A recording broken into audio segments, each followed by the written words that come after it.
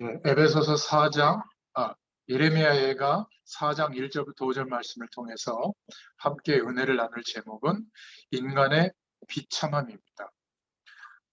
소혜리 문답 오늘 제 19문답의 질문인데요. 사람이 타락한 지위에서 비참한 것이 무엇입니까? 여기에 대한 답으로 모든 인종이 타락함을 인하여 하나님과 교제가 끊어지고 또 그의 진노와 저주 아래에 있어서 생전의 모든 비참함과 사망과 영원한 지옥의 벌을 받게 되었습니다. 라고 답을 하고 있습니다. 쉽게 다시 한번 설명하자면 사람이 타락한 상태에서 비참하다고 하는데 그 인간의 비참함이 뭔가? 라는 질문에 뭐라고 답을 하고 있냐면 인간의 가장 비참함은 하나님과의 교제가 끊어진 것이다. 그리고 하나님의 저주와 진노 아래 있는 것이다. 그렇기 때문에 우리가 살아있는 이 삶을 살아가는 동안에 부자인 것과 명예가 있는 것과 관계없이 비참해진다. 그리고 우리의 생명이 끝나고 난 뒤에 영원한 내세, 그 시간에서는 지옥의 고통이 온다. 이렇게 답을 하고 있습니다. 비참함에 대한 질문을 한 것이죠. 많은 사람들은 어, 하나님을 떠난 이후에 아담과 하와 이후에 출생한 모든 인류는 영원한 생명에 대한 답이 없기 때문에 사실은 내가 누구인지 무엇을 위해서 어떻게 살아야 할지 한 번도 하나님과 함께하는 축복 속에서 생각해보고 결론이 온 적이 없기 때문에 우리가 태어나서 자라고 공부하고 배우고 사람들 속에서 살아왔던 그 인생의 경험으로 알고 있는 이렇게 돼야지, 또 이런 것이 있어야지, 또 이런 조건이 갖춰져야지, 이제 그런 것을 향해서 살아왔습니다. 그런데 아무리 열심히 살아도 또 그러한 것들을 얻은 사람도 있어요. 요즘 뭐 뉴스에 보니까 뭐 무슨 대장동인가 뭐 그래가지고 뭐 몇백억, 뭐 몇천억, 뭐 몇 조 이런 것들이 뭐 왔다 갔다 하던데요. 그런 국가에서 진행하는 큰 프로젝트에 그런 사람들이 권력이나 이런 것들을 동원해가지고 그래서 그렇게 돈을 버는가 봐요. 근데 그 사람들의 삶이 우리보다는 뭐 몇천 배, 몇만 배 더 많이 가지고 있지만 과연 안식과 평안이 있을까? 결국은 정치적으로 타깃이 되어져서 분명히 심판받습니다. 그 결과가 있기 때문에 얼마나 참 마음 졸이면서 살겠어요. 명품으로 휘감고 뭐 스포츠카를 아무리 열몇 대 갖고 있어도 아마 해결이 안 될 겁니다. 근데 그것보다 더 심각한 것은 영적 존재인 인간이기 때문에 하나님과의 교제가 끊어진 것이 비참한 겁니다. 그래서 창조의 이야기가 창세기가 나오는 겁니다. 물과 함께 있어야만 존재의 의미가 있도록 창조되어진 물고기가 물을 벗어난 상태라면 그건 비참한 거거든요. 죽은 것과 같아요. 그런데 물속으로 들어가려고 하는 본능조차도 없다. 그럼 어떻게 되겠어요? 그건 정말 비참한 거죠. 영적 존재인 인간은 하나님의 형상대로 창조되어져서 하나님과 함께하는 은혜 속에서 하나님으로부터 허락되어지는 모든 것으로 사는 존재입니다. 이게 성경이 말하는 인간에 대한 정의예요. 그런데 하나님과의 교제가 끊어져 있고 하나님과 함께하는 축복을 모르고 있는데 인간의 삶이 행복할 수 있다라고 이 세상 속에서 여전히 기대하고 살고 있다면 아마 채워지지 않을 겁니다. 그리고 궁극적으로는 왜 내가 이렇게 힘들어지지? 아마 답이 없을 거예요. 그래서 사람들은 더욱더 자녀들에게는 더 편안하고 안정되고 행복된 인생을 좀 살게 해주도록 내가 겪었던 노력해도 안 됐던 그것을 더 편하고 빠르게 얻도록 그렇게 요구했잖아요. 이제 이 집에도 보면 자녀들이 거의 다 컸거든요. 뭐 앞으로 이제 결혼해서 분가도 하고 하겠죠. 과연 우리가 이렇게 아이들을 키우면서 그렇게 강조했던 것들이 과연 우리 아이들에게 얼마나 큰 보탬이 될까? 좀 뭐 직업을 얻는데 좀 뭐 외모를 가꾸도록 강요한 집도 있더라고요. 뭐 여성은 뭐 여성스러워야 되고 그것 때문에 어떤 결혼하는데 선택받을 때 도움은 됐을지 몰라도 인간이 살아가야 될 가장 중요한 것은 하나님과 교제하는 축복이에요. 하나님을 만나고 함께하고 지금도 살아 역사하시는 성령의 인도하심과 역사하심을 알게 되는 겁니다. 그래서 세상을 여전히 향하던 우리의 마음과 중심이 돌이켜서 하나님을 향할 수 있게 됐을 때, 그때 바뀝니다. 어떻게 해요? 하루에 허락되어지는 24시간 모든 삶의 내용이 하나님의 영광을 경험할 수 있도록 하나님이 허락하신 하루라는 것을 알게 돼요. 그러니까 어떻게 돈 벌지? 어떻게 성공하지? 어떻게 행복하게 되어지지? 이렇게 세상 속에서 많은 사람들이 기대하던 그 방향도 우리가 있지만 그것은 좀 초등학문 정도의 수준이죠. 정말 이 삶을 통해서 하나님과 함께하는 은혜를 어떻게 누릴 것인가? 이것을 알 수 있는 길은 예배잖아요, 예배. 또 하나님의 말씀을 통해서 성령께서 깨닫게 해주시는 은혜를 덧입는 시간. 또 우리에게만 주신 특별한 하나님의 약속, 기도죠. 지금도 주인 되셔서 우리의 삶을 주관하시고 인도하시는 주님을 바라보는 것. 주님을 바라보는 심령의 상태가 되는 것. 제가 말은 이렇게 설명했는데 너무 간단한 겁니다. 하나님께 물어보는 거예요. 그러면 하나님께서 성령으로 우리의 심령 가운데 깨닫게 해주십니다. 우리 인생을 살아가는 대다수의 내용은 깨닫게 해주시는데 약 제 경험으로는 70% 정도의 삶의 내용에 대해서는 그렇게 막 구체적으로 얘기해 주지 않으세요. 저는 그럴 때 기다립니다. 그리고 하나님이 은혜 가운데 확정해 주시는 그런 어떤 은혜가 임하면 저는 제게 이익이 되지 않더라도 제 인생을 걸 만한 하나님 앞에 순종을 합니다.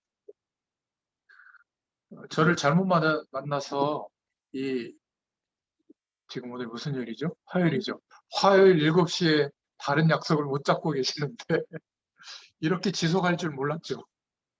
저는 지속합니다. 이제 어느 날 이제 말씀을 심부름 받는 여러분들의 눈빛이 필요 없다라는 눈빛이거나 별로 반응이 없는 눈빛이 나오면 어떤 이유와 핑계를 대서라도 저는 안 올 거예요. 근데 하나님이 그런 은혜를 이제 주시는 겁니다. 서로 간에 답이 되게 하시고. 여러분, 하나님과의 교제가 끊어진 인생은 비참한 거예요. 그 정도가 아니라 하나님의 저주와 진노에서 해방됐는데도 그 영역 안에서 자꾸 헤매고 있는 거죠. 금생에 부자와 명예를 얻어도 부자의 내용을 얻어도 관계없이 비참해집니다. 아직 지옥까지 안 왔는데 지옥처럼 살게 됩니다. 너무 답을 잘하고 있죠. 그래서 이 질문과 답에 대한 의미와 그렇구나 라는 어떤 동의가 되어진다면 복음이 모두에게 필요한 이유가 여기서 나오는 겁니다. 하나님의 진노 아래 있기 때문에 돈과 명예와 조건과 관계없이 하나님을 떠난 인생은 비참한 상태가 놓여지기 때문에 그리고 사망의 법 아래 있기 때문에 하나님이 허락하시는 이 영원한 축복은 알 수가 없어요. 컵에 바닷물이 담겨질 수가 없듯이 유한한 우리에게 영원한 하나님의 축복을 말씀을 들어도 해석을 하는 거죠. 육신적인 복으로. 그러니까 하나님은 영원한 복으로 우리에게 약속하시고 허락하시려고 하는데 유한한 복으로 기대하니까 이거를 줄여서 주시기가 참 어려우세요. 가끔 주시기는 하는데 그럼 막 기적이 일어났다고 하거든요. 그러니까 너무 거기에 국한될까 봐 하나님이 계속 기다리시는 것 같아요. 근데 정말 하나님이 원하시는 것을 바라고 기도하잖아요. 하나님 즉시 응답하십니다. 지옥은 내세에는 영원한 고통이 끊이지 않는 그 지옥이 기다리고 있는 것이죠. 그래서 이렇게 하면 구체적으로 인생이 이렇구나. 붙잡기가 어려우니까 불신자들이 자기의 힘으로 바꿀 수 없는 운명과 같은 영적 상태가 6가지 있다라고 우리가 복음 전할 때 이야기를 해주는 겁니다. 그 첫 번째가 요한복음 8장 44절을 얘기해 주는 겁니다. 영적으로 하나님께 속할 수 없는 죄와 사망의 법 아래서 죄인으로 출생하니까 마귀에게 속하게 되는 겁니다. 그러니까 세상을 향하는 마음 외에 하나님을 바라보고 진리의 말씀을 붙잡을 수 있는 이것은 굉장히 시시하게 생각하거나 뭐 틀린 것이라고 생각하는 그런 속임수에 당하게 되는 거죠. 마귀의 자녀로서 출발하니까, 죄와 한 몸으로 출발하니까 영적 문제가 올 수밖에 없는 겁니다. 영적인 문제가 왔다고 하는 것은 뭐냐면 하나님을 찾지 않는 거예요. 인간은 절망에 와야 되는데 그렇게 어려운 문제가 많이 와도 또 가능성을 두고 노력만 하고 있는 거예요. 대충 좀 절망이 오면 절망을 느끼고 누군가 이야기해주는 복음을 듣고 하나님 바라보면 좋겠는데 그거는 신경도 안 쓰고 또 돈, 또 좋은 사람, 또 성공의 조건, 내가 할 수 있는 모든 것을 120% 동원해가지고 또 열심을 기울이거든요. 근데 더 큰 한계, 이 지하가 없는 줄 알았는데 인생의 지하가 또 있죠. 그런데도 포기하지 않아요. 포기한다는 게 뭘 하는 줄 아세요? 자살하는 겁니다. 자살하면 끝납니까? 영원한 지옥 배경이 기다리고 있는데 이거는 생각지도 못한 거죠. 그래서 인간은 솔직한 사람도 있거든요. 연약함을 느꼈다면 하나님을 바라보면 되는데 출애굽기 20장 3절부터 5절에 우상을 숭배하는 겁니다. 이게 더 심각한 멸망이 오잖아요. 구원받을 수 있는 길은 하늘부터 땅까지 하나님이 열어놨는데 누구든지 주의 이름을 부르는 자는 구원을 얻으리라. 제가 전달해 드린 이런 말씀을 다 알고 못 전해도 됩니다. 하나님이 살아계시구나. 예수님이 나를 위해서 죽으시고 부활하셨구나. 그래서 하나님 만나는 길이 열려지게 됐고 죄와 저주에서 해방되게 됐고 어떤 저주의 세력, 사단의 세력도 끝난 거구나. 하나님이 인도하시는 하나님이 책임지시는 인생으로 거듭났구나. 우리의 신분과 자격이 바뀌었구나. 믿으면 돼요. 그러면 하나님이 인정해 주세요. 이것만큼 쉬운 게 어디 있겠습니까? 근데 열심히 빌고 열심히 일하고 열심히 뭔가 하나님의 뜻대로 살려고만 하지 그리스도로 말미암아 약속하시고 이루어 주신 완전히 우리에게 성취된 이 복음의 내용을 안 믿어요. 뭐보다요? 돈, 건강, 자녀 잘 되는 거, 성공하는 거, 내가 당면한 문제 빨리 해결받는 거 이것보다 더 안 믿는 겁니다. 기대감이 여기에서 벗어난 적이 없어요. 그러니까 너무 안타까운 겁니다. 우상 숭배하는 것처럼 종교 생활하는 거죠. 최선을 다하는 것이 기쁨으로 다가오기보다는 그것은 잠깐이고 끝없이 언제까지 내가 인생을 이렇게 살아야 될까? 마태복음 11장 28절에 예수님이 말씀하신 것처럼 수고하고 무거운 짐으로 다가오는 것. 그러니까 뭔가 영적으로 정신적으로 약한 사람들은 시달리기 시작하는 거죠. 돈이 없으면 불편한 거지 자존심 상할 일이 아니에요. 내가 좀 불편한 거예요. 그렇잖아요. 집도 좀 조그만 데 살고 먹는 것도 좀 조금 먹고 옷도 좀 뭐 이렇게 좀 안 좋은 거 입고 뭐 이렇게 불편하게 약간 사는 것뿐이지 그것 때문에 왜 자존심을 상합니까? 그럴 이유가 전혀 없는 겁니다. 하나님의 자녀는 언제 자존심 상하죠? 성령 충만을 오늘 경험 못했을 때. 그리고 세상의 배경이 더 커 보일 때 자존심 상하는 거예요. 저도 가끔 그럴 때 있거든요. 자존심 상해요. 내가 왜 부러워하냐 말이에요. 부러워할 내용도 아닌데 부러워한단 말이에요. 우리가 받은 축복은 이렇게 엄청난데 이게 실제가 안 되니까 보이는 것을 부러워하는 겁니다. 그러면 얼굴에 어느 날 금 가고 주름지고 검버섯 생기고 허리 굽고 다리 아프고 뼈 마디마디 삐걱거리고 또 어디 문제 오죠? 심장 질환 뭐 혈관 계통에 문제 오면 인생 허망한 겁니까? 아니에요. 그때가 되면 더 할 수 있는 축복이 뭐죠? 임마누엘. 그때는 진짜 하나님이 주시는 힘으로 살아야 되잖아요. 그때 할 수 있는 게 기도예요. 진짜 기도는 사실 그때 시작되는 겁니다. 저처럼 아직 젊다고 생각하고 인생의 삶의 가능성이 많다고 생각하는 사람들은 솔직히 말하면 전적으로 하나님을 바라보기보다 우리가 열심히 하는 게 좀 많죠. 근데 이제 인생의 모든 시기가 우리가 할 수 없다라는 것을 객관적으로 인정할 수밖에 없는 인생의 시기가 오면 그때 진짜 해야 될 게 뭐죠? 하나님 바라보는 겁니다. 그러면 내가 평생 노력한 결과보다 정말 하나님을 바라보고 주님께 부탁드리는데 주님이 역사하시는 은혜와 능력이 더 크게 나타나요. 이거를 젊을 때 누리면 얼마나 좋겠습니까? 그래서 수고하고 무거운 짐진 자들아 다 내게로 오라. 내가 너희를 쉬게 하리라. 여러분, 신앙생활하는 게 짐으로 느껴지는 사람은 아직 이 영적인 은혜와 축복이 실제가 안 된 거예요. 그러니까 의무조항만 늘어나는 거예요. 아침에 조금 일찍 일어나서 말씀을 묵상하는 이것도 의무인 거예요. 그러면 또 하나의 일이 되는 거죠. 근데 정말 바쁜데 연애할 때 사랑하는 사람의 마음을 얻기 위해서 연애 편지 쓸 때 쓰다가 버리고 할 때 어떻게 하든지 더 좋은 문구 막 로맨틱한 그런 거 쓰려고 막 할 때 그때 되어지잖아요. 그죠? 사업하는 분들은 어떻게 하면 매출이 일어날까 말이야. 어떻게 하면 다른 회사나 제품보다 내가 하는 이 사업이 더 돋보일까 막 사업 구상할 때 힘들다면 사업하지 말아야 돼요. 막 기뻐야 돼요. 저는 그 백종원 같은 분 이런 분 보면 막 음식 먹고 또 먹고 맛보고 헹구고 또 먹고 막 새로운 맛보는 거 세계 돌아가면서 먹고 그 연구하고 또 막 식당이 어떻게 하면 잘 될까 연구하고 좀 기쁜 것 같아요. 사람이 보면 짜증내는 게 아니고 말이죠. 그럼 성공합니다. 성공도 따라오는 거죠.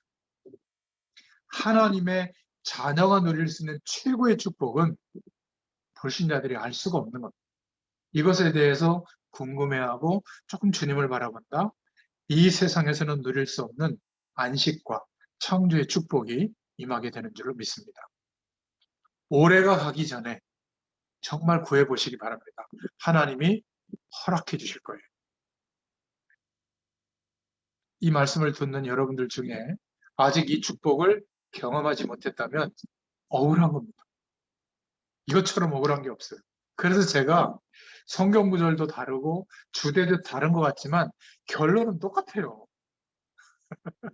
그렇지 않습니까? 이 영적인 축복이 우리에게 와 있고 성령으로 역사하기 때문에 이거를 정말 바라는 사람으로 바뀌어진다. 그때부터 하나님의 역사가 정말 시작됩니다.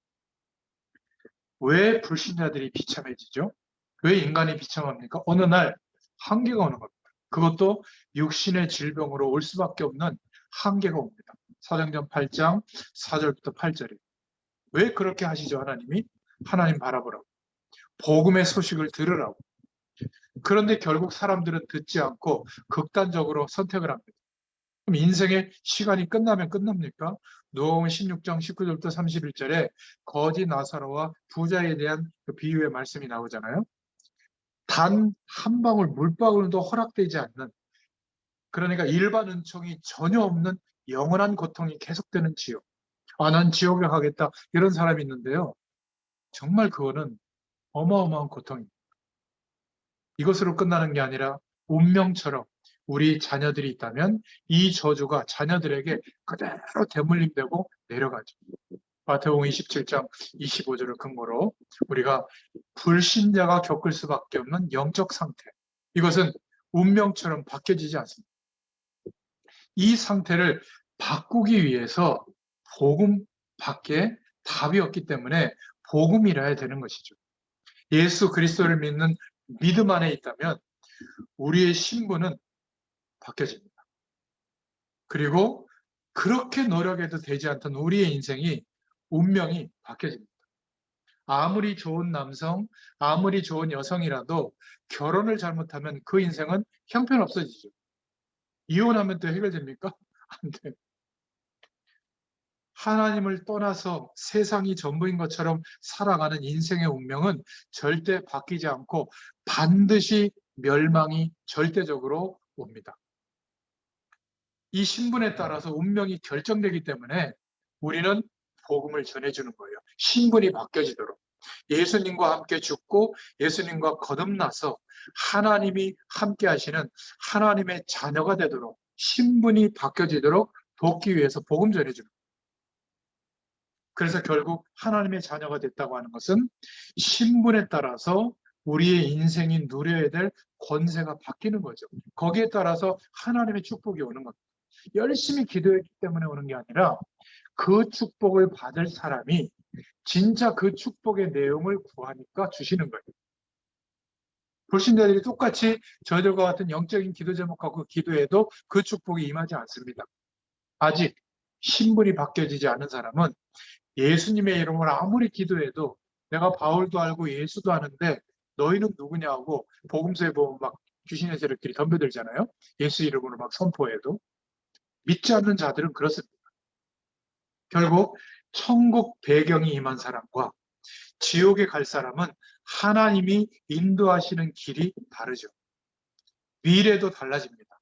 하나님이 땅끝까지 이 복음이 증거되어지도록 세계 복음화 때문에 하나님께서 축복하시는 인생과 천국 배경 속에 궁극적으로 도달할 사람과 그 길이 아닌 다른 인생을 사는 사람을 어떻게 똑같이 인도하겠습니까? 근본적으로 다른 것이죠. 자, 그렇다면 세 번째로 여기에서 하나님이 우리를 복음 속에 부르신 이유가 나오는 겁니다.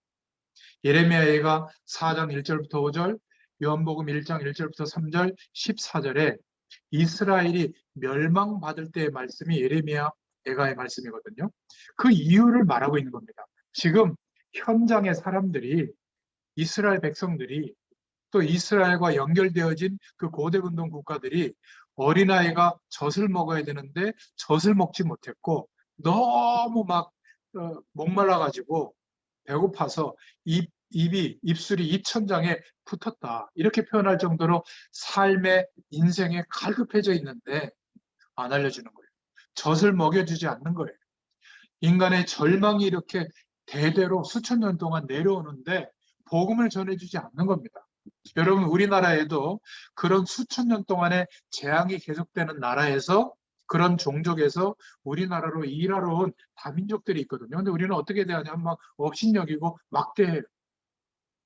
소상공인들, 자영업자들, 아주 작은 업체들을, 그런 사람들을 막 불법 체류하면서도 고용하거든요. 임금도 떼먹고요. 막 우리보다 훨씬 못한 문화권이기 때문에 막 바퀴벌레 다니고 쥐가 다니고 그런 숙소 주고 말이죠. 사실 그렇게 하면 안 되잖아요. 그죠? 그리고 너무 막 헐값으로 씁니다.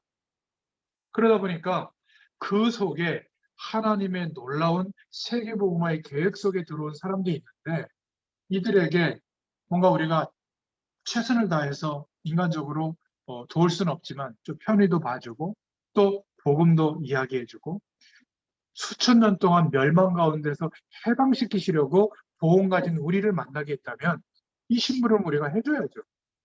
막 선교 이러니까 막 거창하게 생각하는데요. 막 학교를 짓고 막 교회를 짓고 그런 것도 해야 되지만 하나님의 구원의 역사는 우리의 삶 속에 이미 세계복음할 수 있는 축복도 주신 거예요. 분명히 이제 다민족 시대에 살고 있기 때문에 우리나라도 뭐 굉장히 많은 숫자가 약 200만 명 가까이 되는 숫자가 다민족들이 들어와 있거든요. 점점 늘어날 겁니다. 이제는 아주 3D 직업이라고 해서 막 이렇게 냄새나고 이런 데서 일을 안 하려고 하잖아요. 거기를 지금 다 메꾸고 있잖아요. 그런데 그 중에 있다. 또 함께 그 부모님을 따라왔던 그 자녀들 중에 다문화와 그 소수민족들을 살릴 수 있는 그런 리더들도 잘하고 있단 말이죠. 조금만 관심 가지면 생각이 확장될 수 있습니다. 그렇죠? 걔네들은 거의 그 자녀들은 방황하고 있거든요. 양쪽 부모님들이 다 밖에서 일하기 때문에 방치되어 있습니다. 저 안산이나 신림동이나 이런 데 가보면 정말 이들이 청소년이 되어져서 범죄 집단 쪽으로 흘러들어가거든요. 그 아이들을 조금만 따뜻하게 맞아줘도 그 속에 이 아이들은 한국말도 해요. 얼마나 중요한 하나님의 계획 속에 있는 사람들입니까? 이런 것들이 이제 보여야 되거든요. 하나님의 은혜를 주실 줄로 믿습니다. 그래서 하나님의 말씀인데 요한복음 1장 1절부터 3절 14절에 말씀대로 오셨는데 그 말씀은 곧 하나님이신데 말씀이 육신을 입고 이 땅에 오셨다. 우리를 구원하시기 위해서. 말씀의 핵은 구원인 줄로 믿습니다. 왜 예수 믿는 우리들이 하나님의 응답을 못 받는가? 답이 나와 있죠. 말씀의 핵이 구원인데 자꾸 유신 축복으로만 해석하려고 하는 겁니다. 그러니까 구원을 주신 복음의 내용인데 이 말씀을 붙잡지 못하니까 기도도 나 중심, 육신 중심이고 말씀도 육신 중심이라면 하나님의 은혜 가운데 있는데도 이 축복을 헷갈려 하는 거죠. 근데 기도도 구원 중심이고 말씀도 구원 중심이라면 반드시 세 가지 축복이 옵니다. 어떤 축복이 오죠? 첫 번째로는 나에게 하나님의 말씀이 임하게 됩니다. 여러분, 여기서 하나님의 백성은 죽고 사는 것이 결정돼요. 말씀이 내 심령 가운데 임하지 않으면 나는 여전히 불신자의 영역 속에 있는 거예요. 예배는 드려도 목사님 넥타이가 어떻네? 왜 전물 안 뺐네? 주보의 글씨가 틀렸네? 왜 목사님 말씀하는 성경 구절이 틀렸네? 이렇게 말씀은 막 예배는 평가하는데 하나님의 말씀이 예배할 때 이렇게 말씀 운동할 때 내 심령 가운데 임하지 않으면 나는 여전히 세상을 향해 있는 거예요. 그러니까 말씀이 안 들어오는 거예요.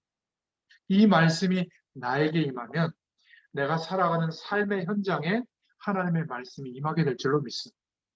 그리고 하나님이 인도하시는 방향이 보이게 될 줄로 믿습니다. 그러니까 순종하는 것은 어렵지 않아요. 나에게 말씀이 임하는 시간.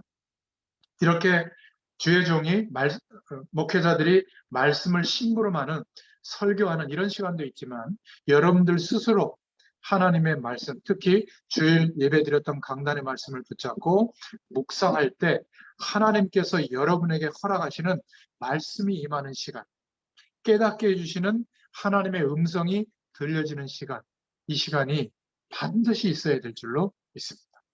그러면 살아납니다. 내가 왜 여기에 있는지도 알게 되고 내가 무엇을 향하여 살아야 할지도 알게 됩니다. 그렇지 않으면요, 살아가는 매일매일이 고통이에요. 아무리 먹고 마시고 아무리 친구들 만나고 아무리 여행 다니고 해도요, 허무합니다. 허무한 거 넘어서 어느 날 사단이 내 인생을 사로잡잖아요. 그럼 시달려요.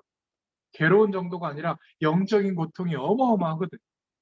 여기에서 해방된 우리에게 하나님께서 가장 큰 축복, 말씀이 임하는 축복을 허락해 주실 줄로 믿습니다.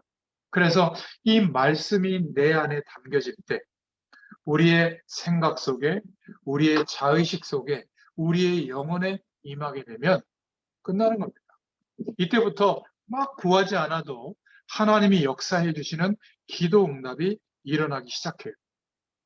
저는 참 연약합니다.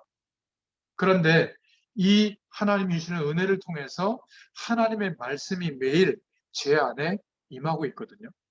그리고 그 은혜가 경험되고 있습니다. 이게 작은 일이 아니더라고요. 매일 하나님이 역사하시는, 제가 노력해서 얻어진 결과가 아닌데 하나님이 역사하시는 그 축복을 조금씩이라도 계속 보고 있어요. 이것을 다른 사람들에게 이제는 말해주고 싶은 내용이 가득 찼습니다. 이걸 말해주는 게 설교요, 말씀 심부름이거든요. 그렇지 않고 뭐 구원의 길 말씀을 막 잘 적어서 설명하는 것은 그냥 따분한 내용이 될 겁니다. 이 축복을 나만 누리는 게 아니라 다른 사람도 알게 되고 경험하도록 돕는 게 뭔지 아세요? 그게 제자 훈련이에요. 그래서 말씀 운동의 장을 열어놓고 시간과 장소를 고정해서 최소한 일주일에 한 번 정도 복음의 말씀을 지속적으로 설명하고 체험할 때까지 돕는 게 이게 중요한 제자 훈련입니다.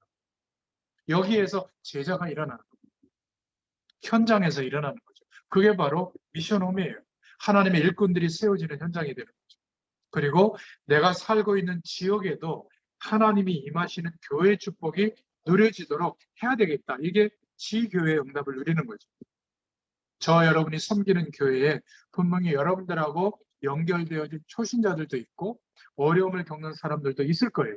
그런데 이들에게 바로 말씀이 임하도록 심령에 담기도록 저 여러분들이 조금 은혜를 끼치고 영향을 준다면 바로 그게 초대교회가 회복되어지는 은혜인 겁니다.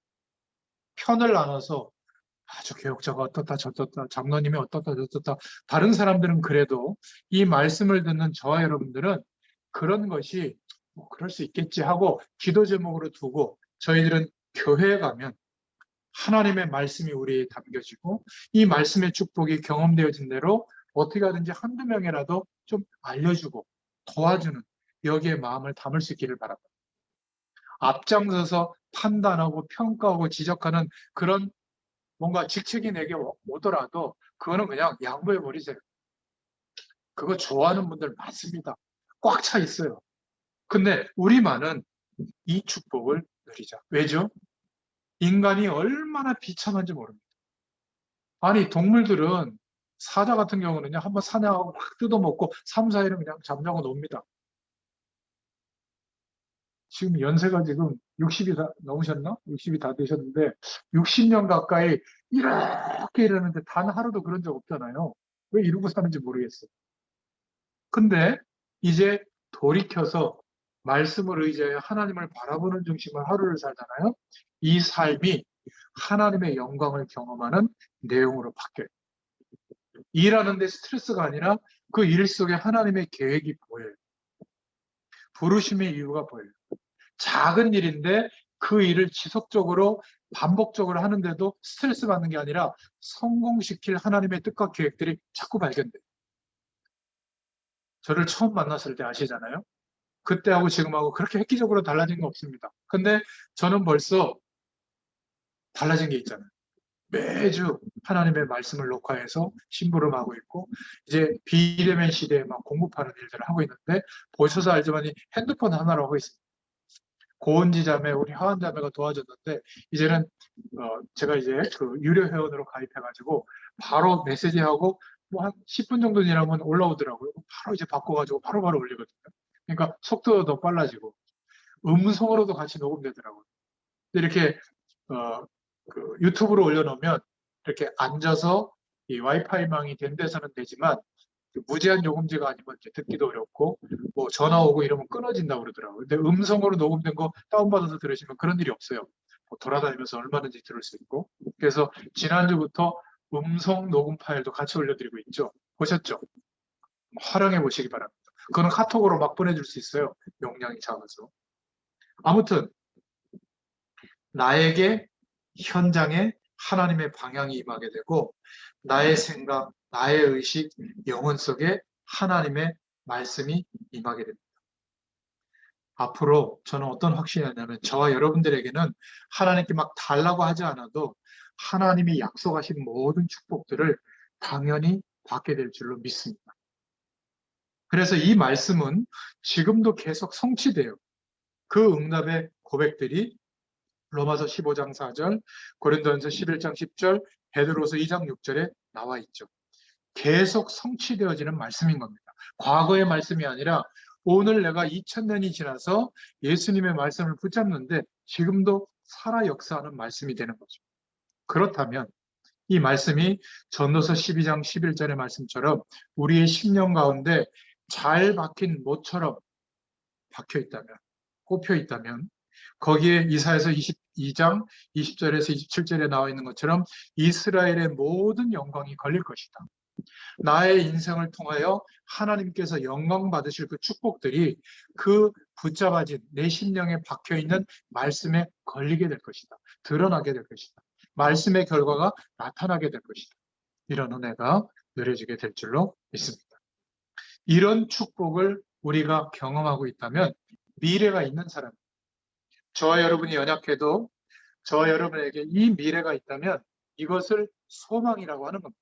그래서 우리가 그리스도의 영광, 하나님의 영광을 향하여 달려가야 될 길이 끝이 없는 거예요. 나는 알았다고 다른 사람을 판단할 수 있는 아직 그 경지가 안 온 거예요. 아마 주님 부르시는 날까지 알도록 하나님의 은혜를 주실 겁니다. 그러니까 날마다 새로워지는 거죠. 이거는 나는 알고 있고 너는 모르니까 영적 우월감을 느끼는 그런 차원이 아닌 거예요. 너무 엄청나기 때문에 무한대이기 때문에 점점 더 사모하는데 우리의 연약함은 점점 드러나는데 그 연약함에 내가 매이는 게 아니라 해방되는 겁니다. 하나님의 영광이 드러나니까. 그래서 소망을 갖게 되는 거죠. 결론적으로 중요한 몇 가지 생각들을 정리하고 마치겠습니다. 하나님이 원하시는 제목, 나의 인생을 향한 하나님의 계획, 하나님의 말씀이 저와 여러분의 영혼 속에 임하면 반드시 하나님의 역사가 일어납니다. 어느 날 하나님의 시간표에 맞게 역사해 주세요. 우리의 영혼 속에 담기는 것과 동시에 하늘 보좌에도 담기게 되는 겁니다. 이런 은혜가 있게 될 줄로 믿습니다. 그리고 우리는 정말 기대하고 바라는 것이 하나님을 향하여 돌이킨다면 은혜를 주실 텐데 기도의 내용은 지난주에 말씀드린 대로 마태복음 6장 33절대로 이 구원의 축복을 누리고 기도하면 되지만 얼마만큼 기도해야 될 것인가? 우리의 기도의 수준은 입장에 따라서 하면 됩니다. 우리 후대들, 랩런트들은 부모들의 문제나 환경과 상관없이 약속 붙잡고 기도하면 됩니다. 그러면 그런 환경과 문제들을 초월하는 하나님의 응답이 오게 될 거고요. 우리 평신도분들은 목회자들처럼 막 기도 안 하셔도 돼요. 오히려 주의 종들의 입장과 형편을 좀 이렇게 이해하면서 또 우리 후대들, 또 제자들을 이해하면서 또 중보 기도하는 이런 기도의 입장과 수준으로 기도하시면 되겠습니다. 저와 같은 목회자나 말씀 심부름하는 사역자들은 일 중심으로 하려고 하지 말고 하나님의 말씀을 정말 붙잡는 중심으로 기도한다면 하나님의 능력이 말씀 증거할 때 나타나게 될 줄로 믿습니다. 그래서 목회자들은 말씀 전하는 것과 기도하는 일에 전무하는 것이라고 성경은 말하고 있죠. 사실 말씀이 살면 다 살게 되는 거잖아요. 평신도든 목회자든 입장이 있다. 그 말은 사명이 각자 다르다는 말입니다. 그 사명에 따라서 맞게 기도하면 될 줄로 믿습니다. 우리 후대들이나 또 사회 현장에 나가서 사회생활하는 대학생들이나 청년들, 또 유학을 준비하고 있는 학생들은 그 현장에 맞게, 사명에 맞게 특별히 기도해야 될 줄로 믿습니다. 마지막으로 부탁드리고 싶은 것은 잘 안 믿어지시겠지만은 틀림없이 하나님의 응답이 옵니다. 그것도 우리가 상상한 것 이상으로 하나님의 역사하심이 우리에게 임하고 있거든요. 나타납니다. 그래서 그 축복을 담을 그릇을 좀 준비하세요. 믿음도 좀 그릇을 크게 넓히시고 우리가 하나님 앞에 중심을 드리는 헌신, 또 어려운 사람들을 돌보는 어떤 내용, 또 전도와 선교를 위해서 꿈꾸는 사명의 내용도 그릇을 넓히시기를 바랍니다. 대단한 목회자들, 대단한 사업가들에게 세계봉화의 축복을 그들에게만 허락한 게 아니라 예수 그리스도 안에서 전도와 선교를 두고 하나님의 약속을 붙잡고 있는 사람들은 똑같아요. 하나님 역사하십니다. 돈이 없으면 돈 있는 사람 붙여주세요. 내가 좀 능력이 없으면 능력 있는 사람 붙여주서라도 하나님은 똑같이 세계복음의 응답을 허락하십니다. 문제는 내가 그 축복의 사람으로 회복되어져서 인도받고 있는데 안 믿고 있는 거예요. 너무 현실만 보다 보니까. 그렇지 않습니다. 반드시 하나님의 응답이 올 것이기 때문에 그릇을 준비할 수 있기를 축원드립니다. 우리의 심령 가운데 이런 복음의 말씀이 임하면 하나님의 말씀을 묵상하면서 하나님을 바라보는 자에게 어떤 응답을 주시는지 아세요? 좀 구체적으로 말씀드리면 물질이라든지 돈, 경제 보는 눈이 달라집니다.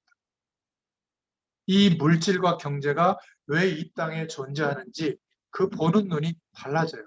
호의호식하기 위해서 있는 게 아니구나. 하나님의 영광을 위해서 준비되어진 내용들이구나. 그래서 불신자와 신자가 동일하게 소통하고 있는 기준 중에 하나가 이 물질, 경제거든요. 그래서 우리가 이 축복을 누릴 수 있는 내용과 실력이 준비가 안 되면 불신자에게 맡겨놓는 거예요. 그러다가 복음 안에서 이제 이 실력과 위치가 준비되면 이 물질을 이제 하나님이 움직여 주시는 겁니다. 그게 우리가 축복하는 이유거든요. 그리고 문제 보는 눈이 달라집니다. 아, 과거에 내가 이렇게 묶여 있었구나. 실패가 오잖아요. 그리고 현재 오늘에 내가 묶여 있다면 갈등이 옵니다. 그런데 여기에서 해방되고 하나님의 약속 안에서 축복을 누리게 되면 미래를 두고 이제 인도받게 되죠. 그러면 매일매일이 소망이 생겨요. 여러분, 안악산지가 거대해 보였는데, 이 세상이 거대해 보였는데, 우리에게 부탁하시고 위임한 현장이라고 보여지는 순간, 안악산지는 문제가 안 됩니다. 여호수아와 갈렙에게는, 특히 갈렙에게는 젊을 때 청장년 시절에 약속했던 안악산지에 대한 약속을 노년이 됐는데도 똑같이 확신하고 있는 거예요. 안악산지가 문제가 아닌 겁니다. 뭐가 문제죠? 여호와의 신에 감동된 자가 있느냐. 하나님의 성령으로 충만한 은혜를 누리고 있는 사람이 있느냐? 그렇다면 그 사람의 과거, 현재, 미래가 전부 하나님의 응답으로 바뀌게 될 줄로 믿습니다. 여러분, 누가 제자인 줄 아세요? 이 축복 누리는 사람입니다. 제자는 문제 때문에 시험 들지 않아요. 어떤 일과 어떤 사건 앞에서도 흔들리지 않는 사람이에요. 그리고 사람의 문제 때문에 시험에 들지 않습니다. 당연히 그렇죠, 그 사람. 시험 들 이유가 뭐가 있고 상처받을 이유가 뭐가 있겠습니까? 저와 여러분을 하나님이 이 시대를 향하여 시대적 요청 가운데 세우신 그리스도의 제자로 세워주신 축복의 인생인 줄로 믿습니다. 이 은혜가 누려지는, 그리고 현장에 갈급하게 비참한 가운데 살고 있는, 정말 탄식하면서 살고 있는 이 영혼들이 보일 수 있는 또 한 주간 되시기를 예수님의 이름으로 축원드립니다. 하나님 참 감사합니다. 오늘도 복음의 말씀을 통하여 우리 자신이 조명되게 하시고 우리가 얼마나 축복된 인생으로 거듭났는지, 또 하나님의 어마어마한 함께 하시는 축복으로 이 현장 가운데 우리가 살아가고 있는지 다시 한번 깨닫게 해주셔서 감사합니다. 하나님께서 우리 각자에게 성령의 충만함으로 역사하셔서 한 주일도 주님의 은혜 가운데 승리하는 한 주간 되도록 역사하여 주시옵소서. 예수님의 이름으로 감사하며 기도드렸습니다. 아멘. 감사합니다. 감사합니다.